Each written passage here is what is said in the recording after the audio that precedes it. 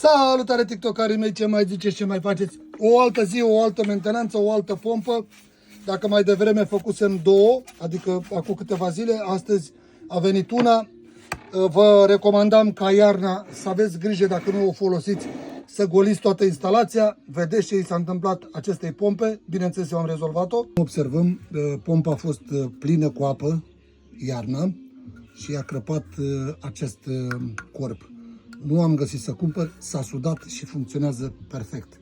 Acum o să-i facem probă. Recomand celor care faceți probe să țineți câteva secunde. Uite ce frumos merge, altfel se duce prin stupă. Așa această pompă, o să vină clientul, aici a fost mai ușor. Am gresat puțin cu spray UV și da, poate să vină. Hai să vă las și detaliile la această pompă. Fotografiați-le și cumpărați-vă această pompă. Trage de la până la 9 metri adâncime și împinge 40-50 de metri.